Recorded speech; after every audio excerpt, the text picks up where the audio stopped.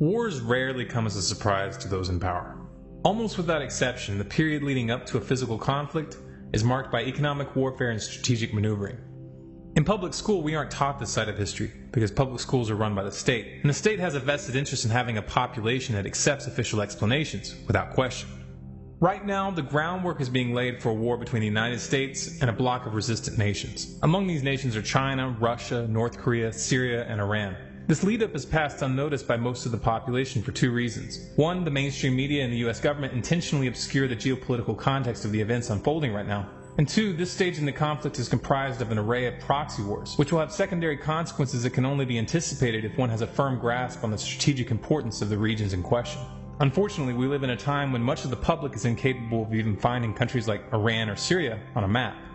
The reason that nations wishing to instigate a war make use of proxy wars and other forms of provocation rather than attacking directly is largely psychological. When a government wants to take its people to war, they need the public to be caught by surprise when the situation escalates. It is the shock of an unexpected attack that creates the climate needed for an outright war. And this is only possible when the lead up to the crisis passes undetected. In these past months, we've seen an escalation in the tensions between the United States and North Korea, largely driven by US-led sanctions and a series of military exercises conducted by the US and South Korean militaries. These drills, which have been labeled Fold Eagle, simulated US nuclear strikes and rehearsed coordinated attacks on the North. This in itself was an escalation, but the tensions were further heightened by the signing of a new mutual defense treaty between the United States and South Korea that significantly lowers the threshold required for the US to militarily engage North Korea. North Korea poses no real threat to the US, but if Pyongyang can be lured into a fight, China will be directly affected.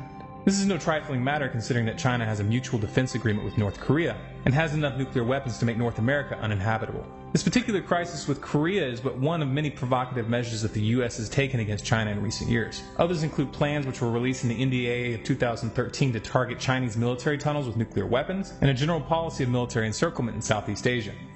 But why would the US pick a fight with China? Why would anyone in their right mind provoke a nuclear power like this? The answer to that question is the same answer you'll find when you look into the real causes of the wars in the Middle East, and that's currency. The dollar is the world reserve currency, but more importantly, oil is only sold in US dollars. This petrodollar arrangement has been enforced since the early 70s, and the United States has a track record of toppling any country that attempts to organize against it. The reason for this is simple. The only thing giving the dollar value is the artificial demand created by this monopoly. Once the petrodollar dies, the dollar dies. And when this happens, the world is going to be turned on its head overnight. The United States took down Iraq when it started selling its oil in euros, and it took down Libya when Gaddafi started organizing African countries to set up a gold-based currency called the dinar. These were militarily weak nations with no nuclear weapons. But now China is moving to attack the dollar, and this is a game changer. China, of course, is not announcing its attack as such. Its moves have been quiet and subtle, but the implications are clear. The most recent move came this past month when China and Australia announced that they were going to be moving off the dollar for their bilateral trade. In 2010, China and Russia made the same agreement, followed by China and Japan in 2011, and China and Iran have worked out an arrangement that allows them to bypass the dollar entirely by exchanging Chinese consumer goods for oil. To top it all off, the BRICS nations, which include Brazil, Russia, India, China, and South Africa, have just announced in March that they're going to launch a new global development bank which will compete with the IMF and the World Bank. Furthermore, China has been buying up massive quantities of gold and taking steps to internationalize the yuan, leading to speculation that they may be planning to transition to the gold standard. These moves have massive implications. China is chipping away at the dollar piece by piece, but the mainstream media isn't talking about it. The politicians aren't talking about it. And the reason is simple. If the public were to understand the petrodollar, they would understand that there is no war on terrorism. There's only a war for control of the world's financial system. All of this talk we're seeing right now of a red line supposedly crossed in Syria is part of the same game. It's a proxy war to provoke Syria's closest ally, Iran.